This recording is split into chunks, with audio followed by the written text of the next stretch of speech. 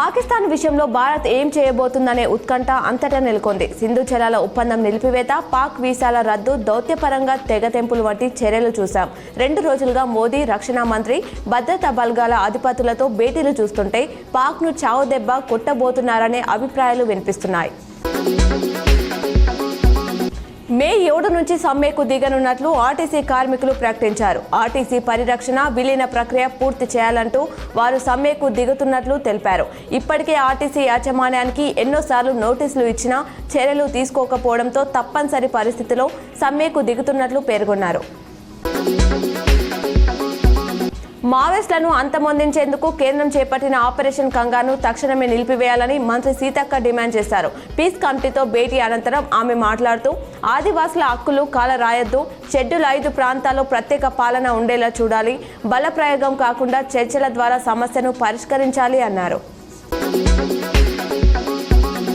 June 2 నుంచి అన్ని గ్రామాల్లో భూభారతి చట్టం అమలు చేస్తామని మంత్రి పొంగులేటి శ్రీనివాసరెడ్డి వెల్లడించారు. వరంగల్, మామునూరులో భూభారతి చట్టంపై అవగాహన సదస్సులో మంత్రి పాల్గొన్నారు.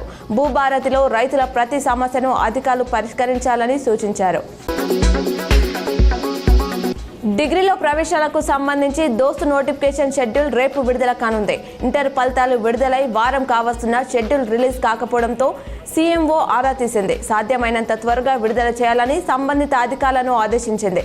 దీంతో మే 1న దోస్తు కమిటీ సమావేశం నిర్వహించనుంది. నిజామాబాద్లో నిర్వహించిన డ్రంక్ అండ్ డ్రైవ్ లో 10 మందిపై కేసు నమోదు చేసినట్లు ట్రాఫిక్ సిఐ ప్రసాద్ తెలిపారు. బుధవారం రాత్రి దేవి థియేటర్ చౌరస్తా వద్ద ట్రాఫిక్ ఎస్ఐ చంద్రశేఖర్, సుమన్, రమేష్, వినోద్ సిబ్బంది డ్రంక్ అండ్ డ్రైవ్ తనిఖీలు చేశారు. ఈ తనిఖీలో మద్యం తాగి వాహనాలు నడిపిన 10 మందిపై కేసు నమోదు చేసి వారి వాహనాలను సీజ్ చేశారన్నారు.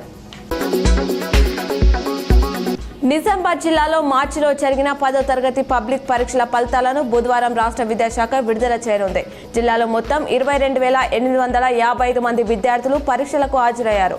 వీరి రిజల్ట్ కోసం తల్లిదండ్రులు, విద్యార్థులు వేచి చూస్తున్నారు.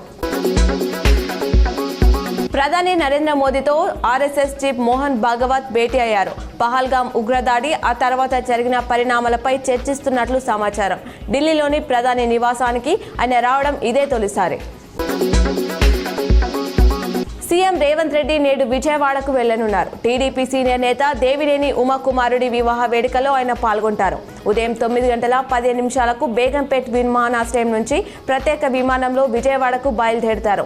వివాహ వేడుకలో పాల్గొని తిరిగి మధ్యాహ్నం 1 గంట వరకు హైదరాబాద్కు చేరుకుంటారు. ఉగ్రవాదంపై పోరులో సైన్యానికి పూర్తిగా స్వేచ్ఛ ఇస్తున్నట్లు ప్రధాని మోదీ సంచలన ప్రకటన చేశారు. ఉగ్రవాదాన్ని అంతం చేస్తామని త్రివిధ దళాలతో జరిగిన భేటీలో వెల్లడించారు. భారత సైన్యంపై తమకు పూర్తి నమ్మకం ఉందని, పహల్గామ్ ఉగ్రదాడికి ధీటైన జవాబు ఇస్తామని పేర్కొన్నారు.